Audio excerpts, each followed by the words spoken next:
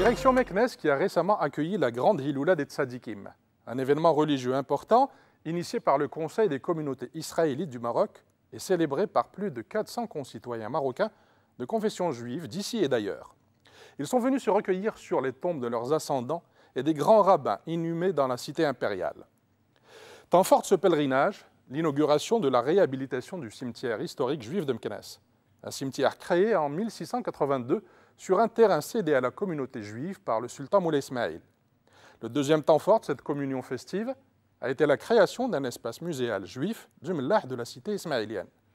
Des moments d'émotion intenses, pour certains Meknessi notamment, comme Claude, qui n'avait plus revu sa ville natale depuis plus d'un demi-siècle. Tout de suite, retour aux sources, un reportage de Zine Begzit, Mehdi Joumoua, Abdelrahman Hamimou, Hicham Ajbli, Abdelali Othmani et Mustafa Labib.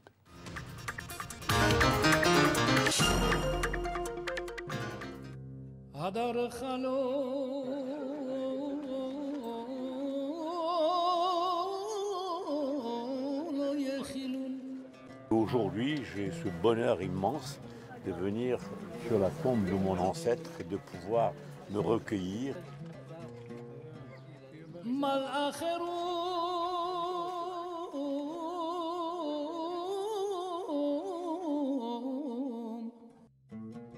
C'est un grand plaisir de voir tout ce peuple-là qui vient, qui se rappelle sa famille, qui se rappelle tout.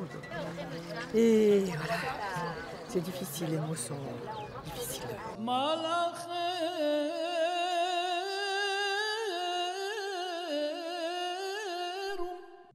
Depuis les années 60, je n'ai jamais remis les pieds à Meknès. Et là, c'est le moins qu'on puisse dire, c'est que ça fait beaucoup. C'est la même culture. Juifs et musulmans du Maroc, en fait, partagent la même culture marocaine.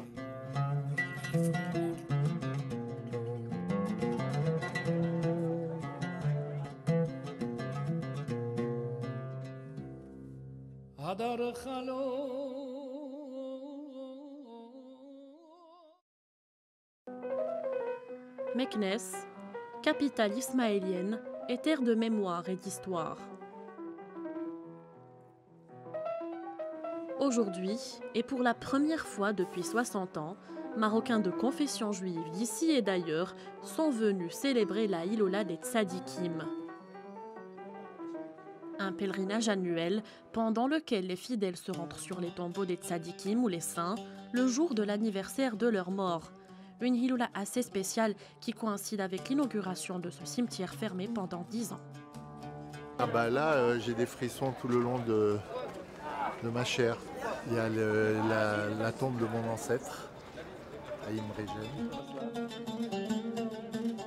Je suis natif de Meknès et malheureusement cette épidémie du Covid nous a privés de l'inauguration de ce cimetière il y a 2 ou 3 ans déjà, et on a profité de cette accalmie pour venir, et c'était l'occasion évidemment de venir honorer nos saints que nous honorions quand nous étions jeunes ici.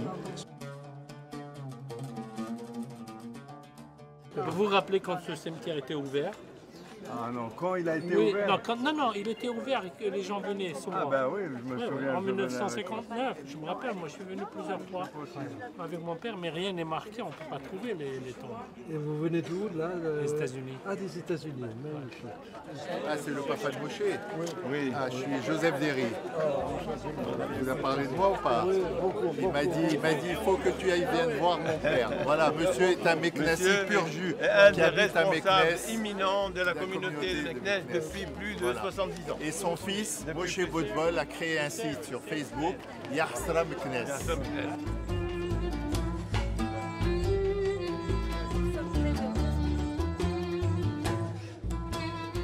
Moi, je trouve ça magnifique. Ce qui m'interpelle, c'est pourquoi il n'y a pas de nom sur les tombes. Pour quelle raison il n'y a pas les noms? Pourquoi elles sont toutes peintes de la même façon? Ils vont nous expliquer, je pense. Donc ils ne mettaient pas de nom sur les tombes. Non, mais il y a ceux pour lesquels il y a des noms. Il y a donc l'explication c'est que c'était comme ça dès le départ. Dès le départ. D'accord. Ah oui. Claude Botbol, 59 ans, est né à Meknès. Avec Chantal, son épouse tunisienne, il a répondu sans hésitation à l'appel pour assister à la Hiloula. Claude ne s'est plus rendu à Meknès depuis son départ définitif à Paris en 1960. Un retour dans le temps et dans l'espace.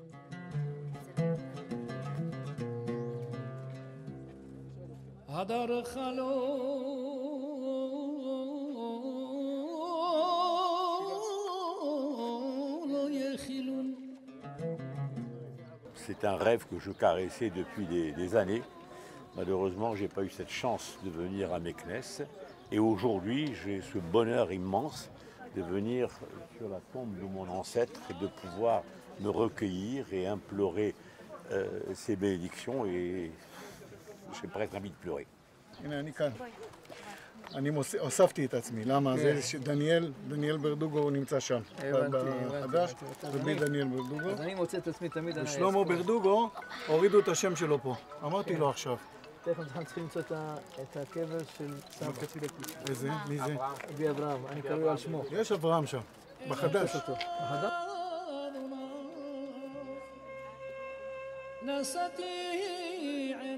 Here this is family. Here is buried Shlomo Berdugo. It's the grandfather of my grandfather. Understand?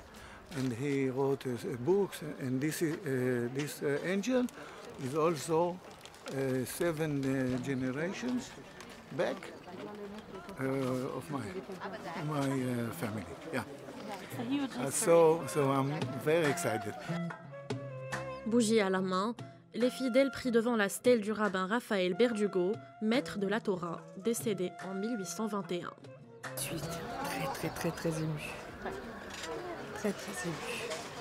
Je suis venue il y a très longtemps, j'étais toute petite, voir mon grand-père qui doit être par là, puisque les tombes n'ont pas de nom. C'est ça qui est incroyable, mais c'est pas grave. Finalement, ils sont tous réunis dans une globalité comme ça, mystique, spirituelle, de haut niveau. Et voilà, c'est difficile, les mots sont difficiles à prendre.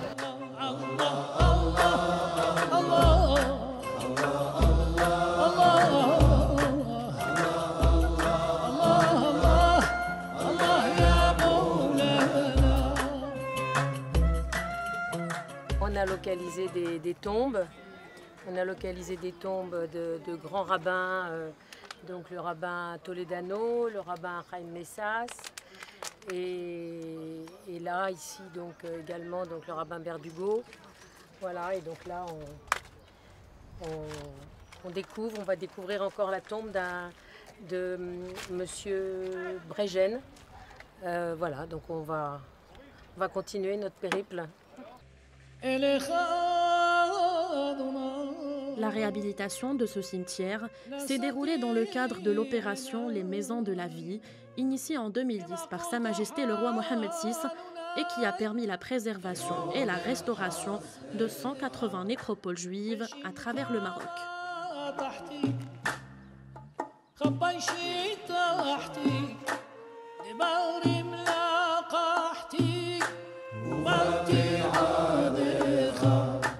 Aujourd'hui, nous sommes à peine 26 personnes ici à Meknès.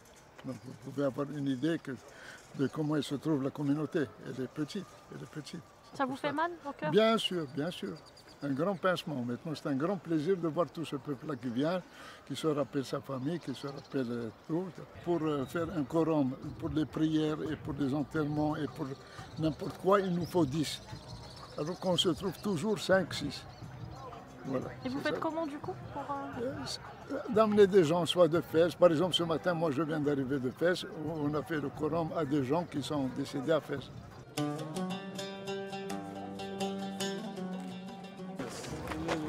Ce cimetière particulier, il y a l'incrustation dans les murs. C'est le seul cimetière du Maroc, d'Afrique du Nord, de France et de Navarre. Ah bon? C'est le seul. Tu sais pourquoi? Oui. Parce que l'épaisseur, non? C'est de la terre. Et donc on a le droit de les mettre dedans. Sinon, on n'a pas le droit. Cette année, on fait une Hiloula, c'est-à-dire on honore nos saints, ce qui n'a pas été fait depuis à peu près 70 ans. Et ce sont des jours, une manifestation de tradition qu'on va, j'espère tout à l'heure, fêter dans la liesse, dans la ferveur et dans la piété. Pour Serge Berdugo, secrétaire général du Conseil de la communauté israélite du Maroc, l'inauguration de ce cimetière est un happening et surtout un soulagement.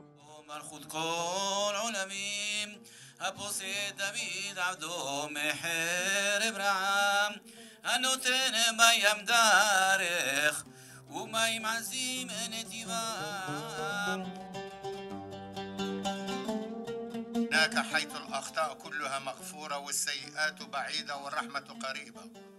من هناك حيث توجد الرحمة وغفران القدير.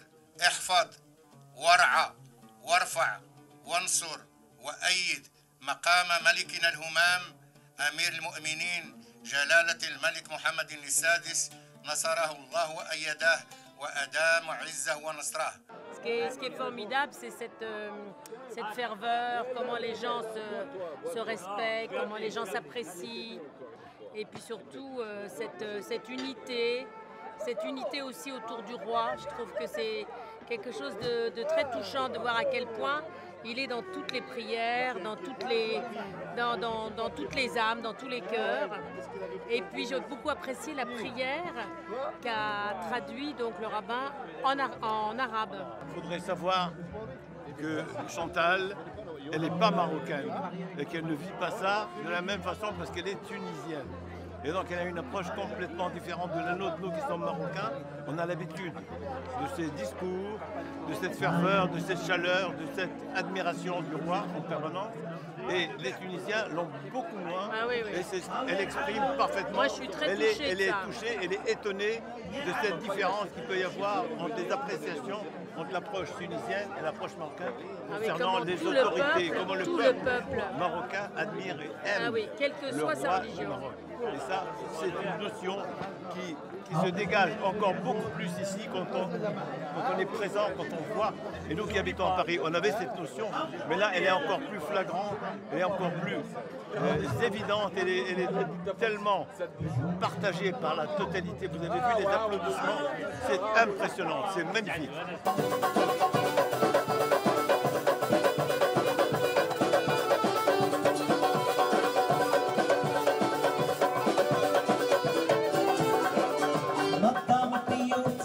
مشهورين نظام بيوتين مشهورين نظام بيوتين راه مشهورين غنيو معايا كاملين ربي دافيد حسين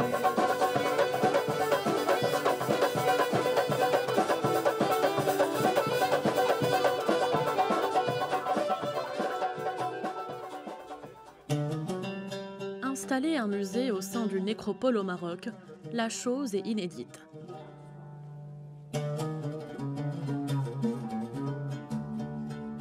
Zhor Hehil, une des gardiennes de la mémoire juive séfarade, nous guide. On partage en fait plusieurs traditions, c'est commun entre juifs et musulmans. C'est la même aada, c'est la même tradition, c'est la même culture.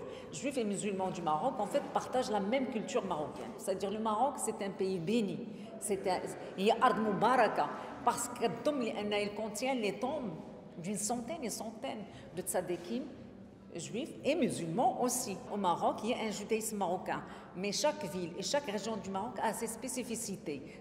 Là, c'est un contrat de mariage très célèbre, il est historique parce que c'est la ketouba d'un grand rabbin de Kiev qui s'appelait le rabbin Raphaël Berdugo, Rabbi Raphaël Berdugo, qui s'appelait autrefois Hamelech Raphaël. Malgré la distance, les membres de la diaspora juive pouvaient compter sur leurs proches se trouvant sur place pour vivre pleinement ces moments intenses. Voilà, celle-là, arrête-toi. Voilà, celle-là. Oui. Le petit monsieur, c'est le grand-père maternel. C'est ton grand-père maternel. Maternel. Et ce monsieur-là, avec le chapeau un peu truc, le grand monsieur à côté de lui, c'est mon oncle Bémeir. Incroyable, hein?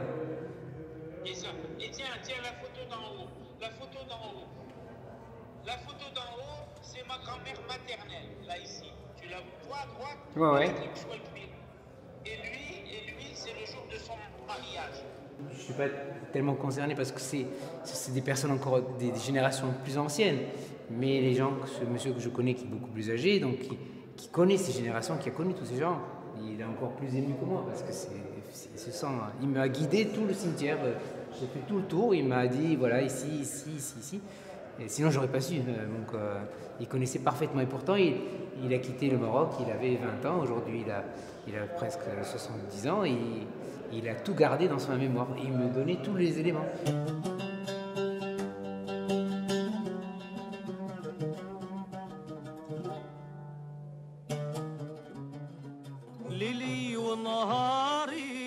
Cette culture judéo-marocaine, qui sera ainsi amenée à se dévoiler davantage dans des lieux culturels, a été au centre d'un colloque au lendemain de la Hiloula des Tzadikim au centre culturel Lemnouni.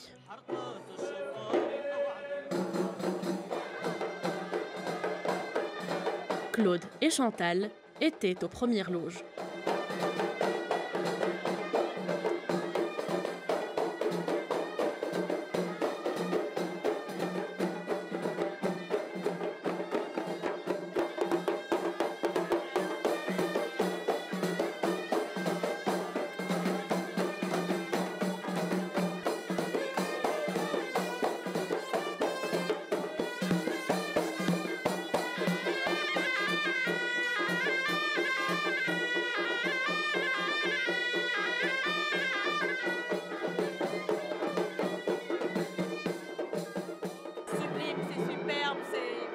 Extraordinaire, c'est magnifique. Magnifique. Bravo le Maroc. On reviendra toujours. Moi, ça fait 3 fois par an que je viens au Maroc. J'adore. Ils étaient plusieurs experts marocains à avoir tenté chacun à sa manière de dessiner les contours de la pratique du judaïsme à Meknès. Yolande Cohen, professeure d'histoire contemporaine à l'Université du Québec à Montréal, a choisi quant à elle de faire la lumière sur l'histoire des deux Mellah de Meknès. Dans ces quartiers que les débats sont les plus vifs, car s'y affrontent non seulement au niveau du patrimoine, mais aussi au niveau de la réalité de ces populations. Elles s'affrontent des mémoires de juifs marocains qui oscillent entre une mémoire coloniale, une mémoire nationale marocaine et une mémoire juive.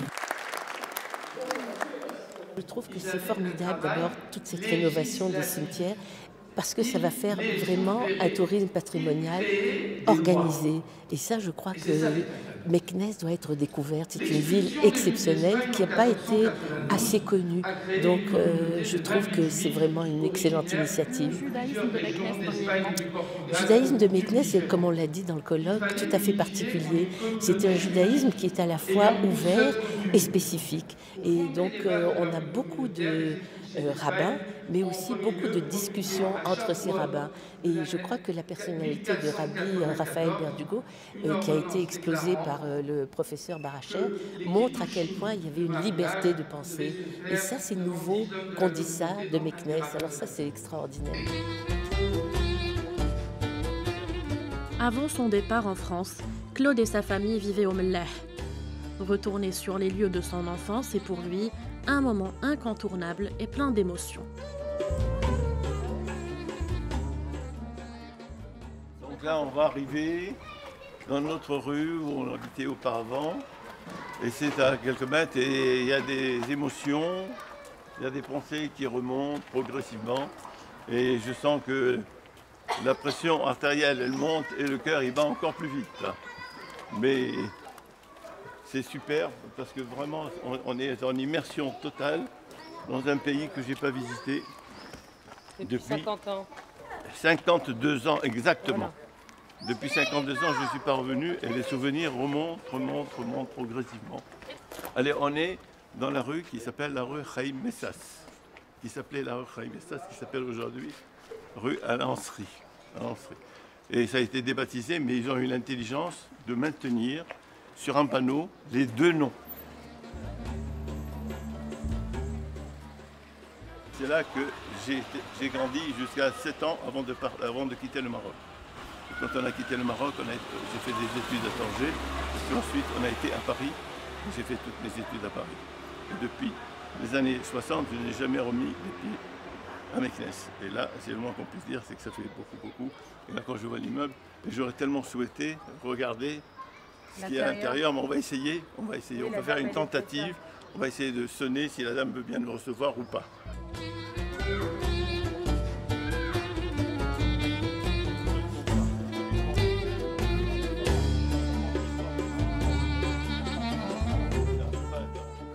L'escalier, il est très raide, il est très haut, il est très raide et on avait effectivement, des fois, il y a eu des petits enfants qui sont tombés dans ces escaliers-là. Donc ça fait encore une fois plein d'émotions. Alors je découvre, c'est la première fois depuis les années 60 que je rentre dans cet appartement. Et le moins qu'on puisse dire,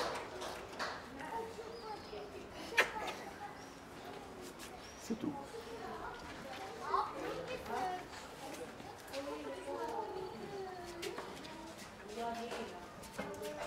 C'est exactement le même. Là, on a, ça a été changé, ça c'est resté intact. Oh là là, ça fait beaucoup d'émotions. Beaucoup.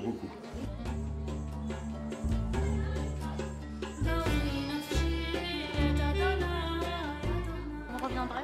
Je reviendrai sûrement, j'espère, avec mon fils. J'espère avec mon fils. Voilà.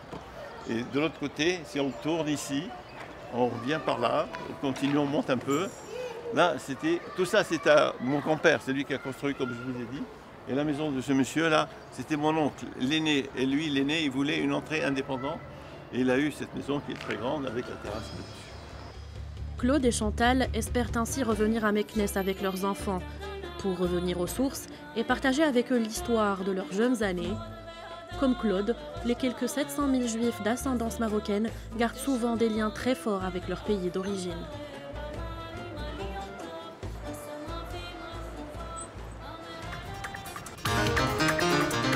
Voilà, c'est la fin de cette émission que vous pouvez revoir sur notre site www.2m.ma ou sur notre application mobile May2m.